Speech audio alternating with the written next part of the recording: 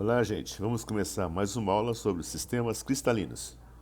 O sistema cristalino que será estudado hoje é o chamado hexagonal compacto, ou simplesmente hexagonal. Então, para a gente compreender direitinho a formação do hexagonal, Vamos pegar 7 laranjas. Uma laranja você coloca no meio. E depois as outras 6 laranjas você coloca em volta dessa laranja central. A figura assim obtida é um hexágono regular, supondo que as laranjas sejam todas iguais. Logo, se percebe que este hexágono ele é formado por 6 triângulos equiláteros. No estudo dos sistemas cristalinos, a primeira coisa que a gente verifica é a distância entre dois núcleos, ou melhor, entre dois átomos, que a gente vai chamar de aresta A. A aresta que forma um lado do hexágono é constituída de dois raios, dois R's. Depois de formar essa primeira camada com 7 átomos formando um hexágono, agora você vai notar que existem depressões entre os átomos que formaram o hexágono. Nessas depressões vai se formar a segunda camada de átomos, colocando agora os 3 átomos da segunda camada, que de novo forma um triângulo equilátero. Então, essa segunda camada de átomos forma um triângulo equilátero, de lado 2R também. A próxima camada é igual à primeira camada formada pelos 7 átomos. Isto é, serão colocados 7 átomos, um central e mais 6 átomos em volta, colocando o átomo central na depressão formada pelos 3 átomos da camada intermediária. A figura assim obtida é um prisma de base hexagonal. Examinando esse prisma, a parte superior você vai notar que é formada por 6 triângulos equiláteros. A parte intermediária, a camada intermediária, é formada por um triângulo equilátero. E a parte inferior, a base desse prisma, também é formada por 6 triângulos equiláteros. Então vamos começar calculando qual é a altura do triângulo equilátero. Então, a altura é H, que divide o triângulo equilátero em 2 triângulos retângulos. o lado A corresponde à hipotenusa. A altura H Corresponde ao lado maior deste triângulo retângulo.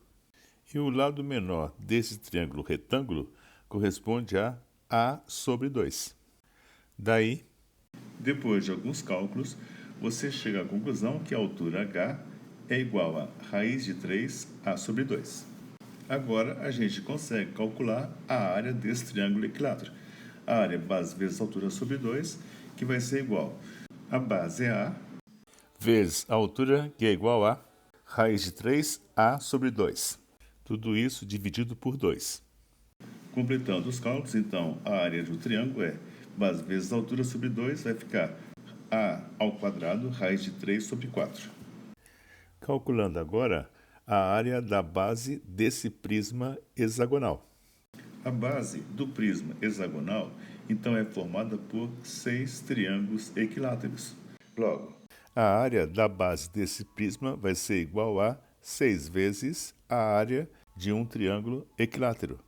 Isto é, 6 vezes a área do triângulo equilátero, que é igual a raiz de 3 sobre 4 vezes A ao quadrado, que, fazendo algumas simplificações, vai ser igual a 3 raiz de 3 ao quadrado sobre 2. Sempre lembrando que A corresponde a 2 R's. uma segunda figura geométrica. E pode ser identificada nesse prisma é o tetraedro, formado pelos 3 átomos da camada intermediária entre as duas bases e o átomo central da base de cima, ou com o átomo central da base de baixo. Qual é a altura, então, desse tetraedro? Bem, a altura do tetraedro você pode calcular assim, a raiz de 6 sobre 3. Agora, com a altura desse tetraedro, dá para saber qual é a altura total desse prisma, que equivale à altura de 2 tetraedros. A altura do prisma vai ser igual a 2 vezes A raiz de 6 sobre 3.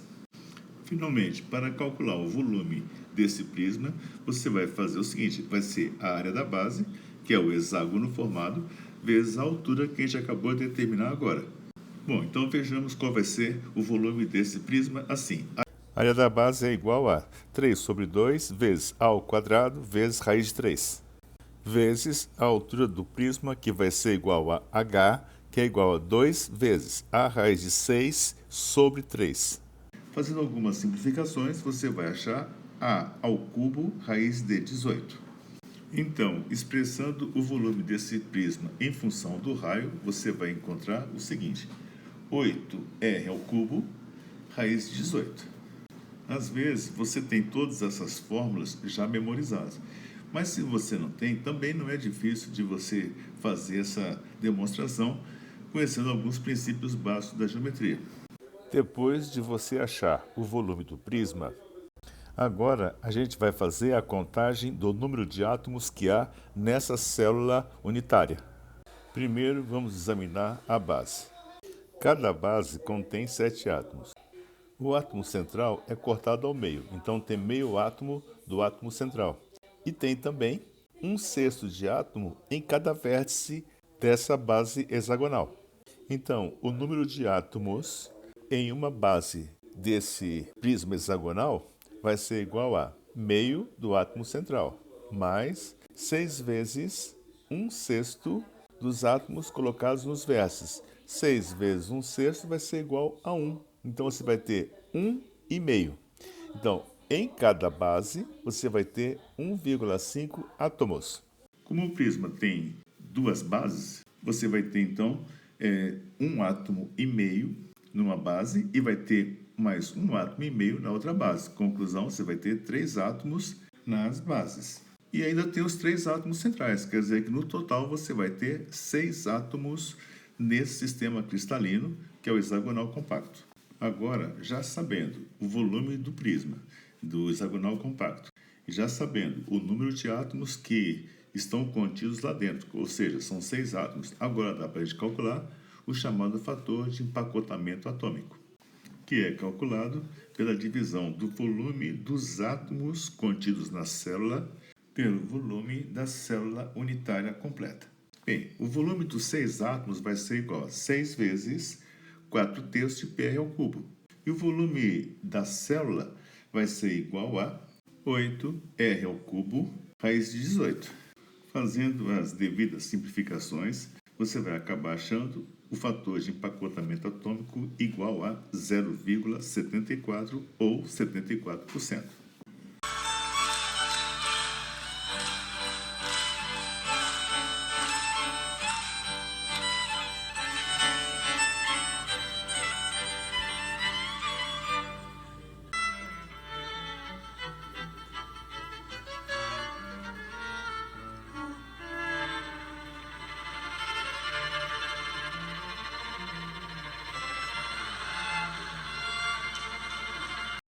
Número de coordenação. Número de coordenação é o número de átomos vizinhos mais próximos de um determinado átomo da célula unitária. Examinando então um exemplo deste cristal apresentado a seguir. Olhando para o átomo que está bem no centro dessa figura, vamos verificar quais são os vizinhos mais próximos desse átomo central nesse momento. Observa-se então que o átomo central está equidistante de 6 outros átomos mais próximos. Um em cima e um embaixo, um na frente e um atrás, um do lado esquerdo e outro do lado direito. Os casos mais solicitados são o sistema cúbico simples, cujo número de coordenação é 6, e o cúbico de corpo centrado, de número de coordenação é igual a 8. Porém, os outros casos que já foram apresentados, cúbico de face centrada e o hexagonal compacto, eles têm número de coordenação igual a 12, e você poderá examinar um sistema desse tipo, examina um átomo e vê quantos átomos estão equidistantes desse átomo escolhido. E aí você acha, então, o número de coordenação daquele átomo naquela rede cristalina.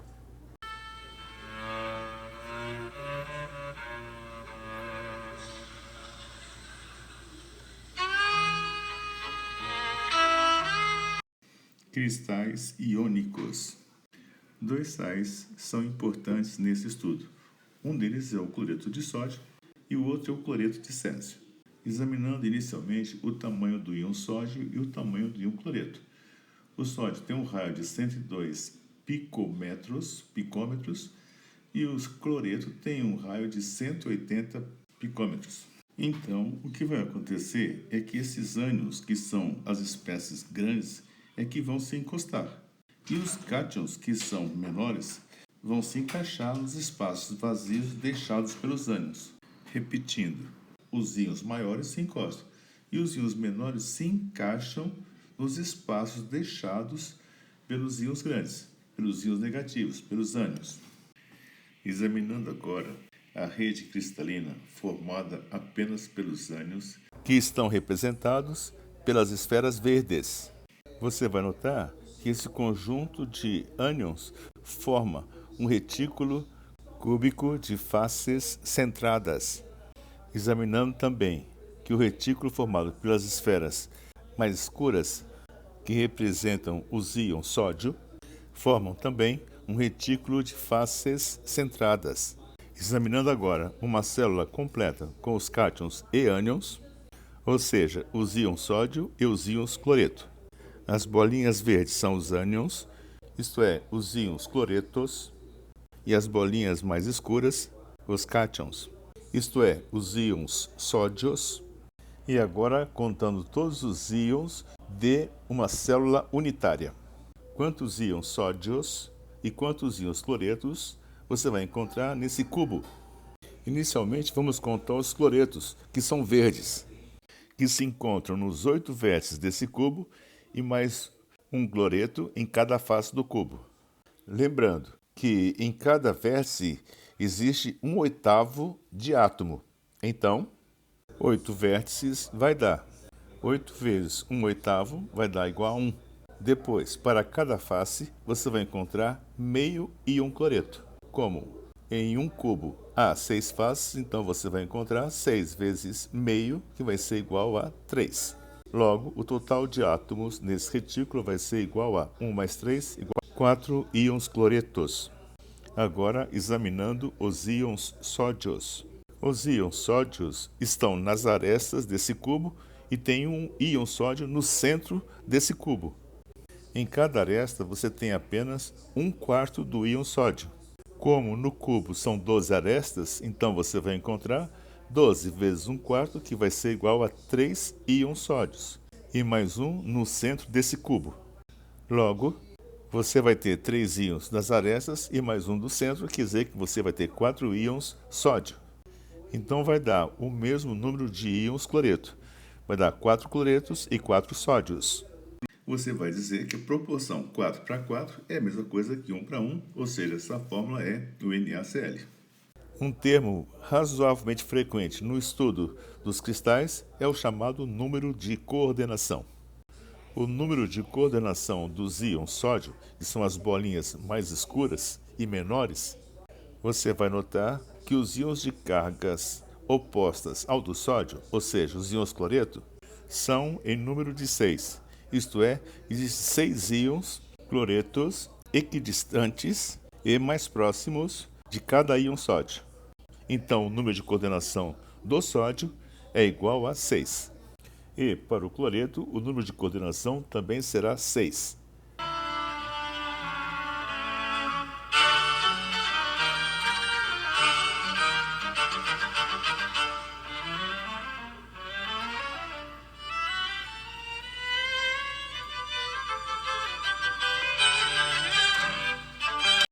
Examinando agora uma segunda célula iônica, que é a do cloreto de césio.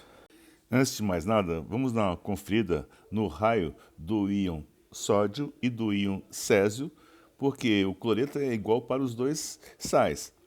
Então a diferença que vai estar basicamente vai ser no íon positivo, o sódio ou o césio.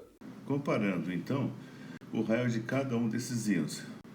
O sódio tem raio 102 picômetros, enquanto o césio é bem maior, é 174 picômetros, quase igual ao do cloreto, que é igual a 180 picômetros, o que vai resultar numa nova rede cristalina. A estrutura cristalina do cloreto de césio vai ser cúbica simples.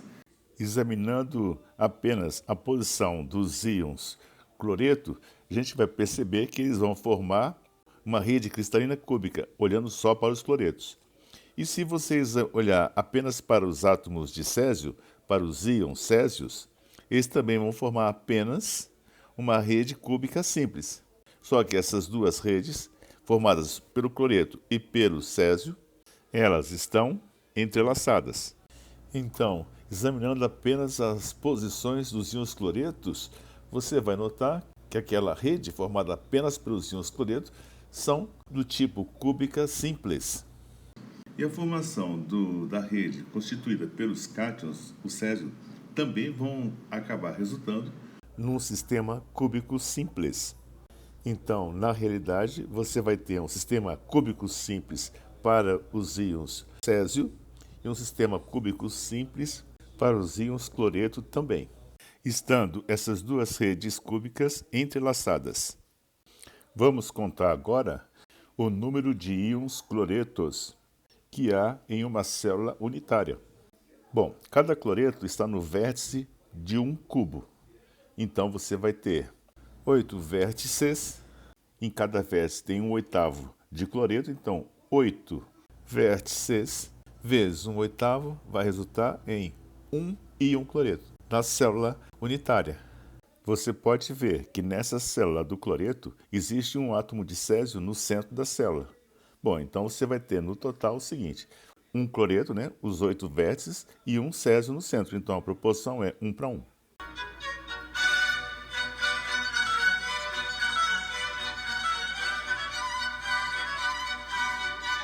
Desejando determinar o número de coordenação do césio, basta verificar que ele está no centro de um cubo com 8 cloretos nos vértices desse cubo. Logo, o seu número de coordenação para o césio vai ser 8. E para o cloreto também vai ser 8. Basta você examinar o cubo formado pelos íons césio, que se encontram nos vértices de um cubo, e o íon cloreto no centro desse cubo.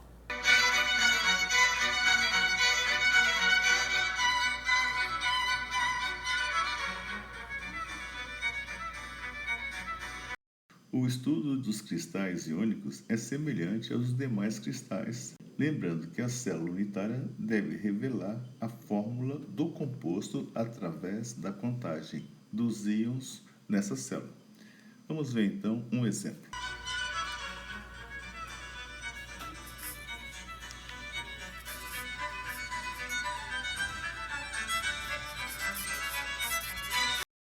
Uma liga de dois metais A e B admite a seguinte malha. Aí você está vendo uma figura onde a bolinha branca é o A e o B é a bolinha escura. Qual é a sua composição estequiométrica? Bom, o que a gente vai ter que fazer aqui é contar o número de átomos. Vamos contar primeiro as bolinhas brancas. As bolinhas brancas, elas estão nos vértices dessa figura. Então, mas são 8 vértices. Então, vai dar 8 vezes 1/8, corresponde a uma bolinha branca, que é representada pelo símbolo A. E agora, as bolinhas escuras, elas estão nas faces dessa figura. Em cada face existe meio átomo B. Então, 6 vezes meio vai ser igual a 3. Essa célula unitária vai ter fórmula A1B3. Bem, gente, antes de deixar vocês começarem a fazer o exercício, eu quero resolver mais um exercício, que é o exercício número 8 do grupo 2.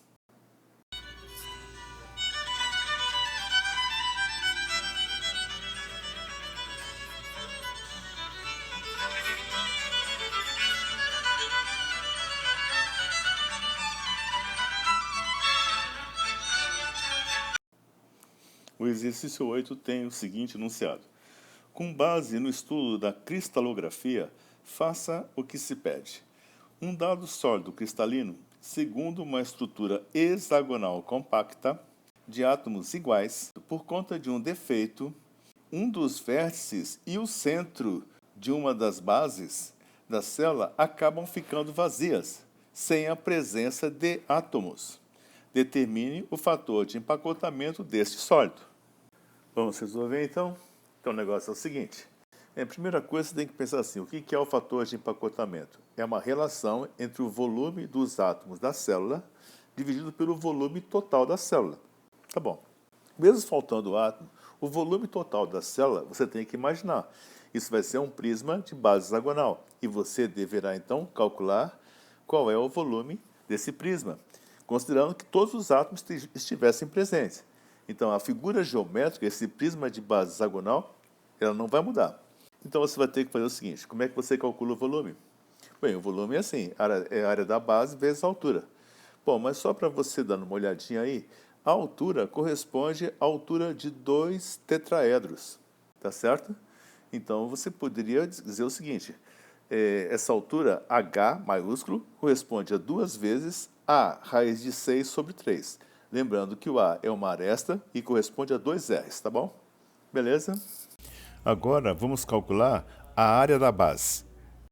A base, você deve pensar que são 6 triângulos equiláteros. Então, isso aí vai ser igual a 6 vezes A ao quadrado, raiz de 3 sobre 4. Tudo bem? Agora, o volume, então, do prisma vai ser igual a área da base vezes a altura. Então, vai ficar assim, 6 vezes A ao quadrado, raiz de 3 sobre 4, vezes 2 vezes A raiz de 6 sobre 3, que é a altura. Faz essas continhas aí, você vai achar 3A ao cubo raiz de 2. Este é o volume do prisma. Esse resultado que a gente acabou de achar, 3A ao cubo raiz de 2, é o volume do prisma. Segura aí. Agora a gente vai ter que contar quantos átomos nós temos nessa figura, sabendo que 2 átomos da base, do centro da base e de um vértice foi eliminado, certo? Teve um defeito e não apareceram esses átomos. Tudo bem. Então vamos lá. Quantos átomos nós temos na base superior? Então você vai encontrar assim, meio átomo no meio. Como está cortado ao meio, vai ter 1/6 de átomos. Então vai ficar assim, 6 vezes 1/6 vai dar 1, mais meio vai dar 1,5. Então, na base superior, eu tenho 1,5 átomos. Depois, no centro, você tem 3 átomos, então vai ficar 1,5 mais 3. E na base inferior, nós vamos ter o seguinte, a gente vai ter, o átomo central foi eliminado, então meio átomo já não vai ter. E um átomo do vértice, ou seja, 1/6 não vai ter também, 1/6 de átomo também não vai ter. Então, sobrou o que na base inferior? Sobrou 1/6 vezes 1, 2, 3, 4, 5. Então, vai ficar 5 vezes 1/6 vai dar 5/6. Então, o número de átomos total será igual a 1 mais meio mais 3 mais 5/6, que vai ser igual a, tira o mínimo aí, que é o 6, vai dar 6 mais 3 mais 18 mais 5, vai ser 32 sobre 6, que é igual a 16 sobre 3. Então, o número de átomos é 16 terços. Beleza? Qual é o fator de empacotamento? O fator de empacotamento é igual ao volume dos átomos em relação ao volume da célula. Então, qual vai ser o volume dos átomos? O volume dos átomos vai ser, cada átomo a gente já sabe, que é 4/3 de πr ao cubo, o volume. Então, 16 sobre 3 vai dar 16 sobre 3 vezes 4/3 de πr ao cubo. Bom, muito bem, segura esse número aí. E agora, o volume da célula é igual a 3 aresta ao cubo, vezes raiz de 2. Mas vamos trocar essa aresta por 2R. Então, vai ficar assim, 3 vezes 2R ao cubo, raiz de 2. 2R ao cubo é 8R ao cubo. Então, vai ficar assim, 3 vezes 8R ao cubo, vezes raiz de 2, que vai ser igual a 24R ao cubo, raiz de 2. Achando agora o fator de empacotamento. Então, o volume desses 6 átomos vai ser igual a 16 terços vezes 4/3 de πr ao cubo, sobre o volume da célula vai ser igual a 24R ao cubo, raiz de 2. Bom, dá para fazer algumas simplificações. Você vai chegar a 5,59 sobre 8,46, que no final vai ser igual a 0,66 ou 66%. Beleza? Então, esse é um exercício, assim, onde o cara criou uma situação artificial. Falou que saíram 2 átomos da célula. E depois pede para você calcular o fator de empacotamento. Bem, mas a lógica é sempre a mesma. Você vai precisar um pouquinho da geometria para você ficar mais seguro, mas não tem nada de muito especial também não, tá bom? Agora vocês devem fazer um pouco de exercício e bom trabalho.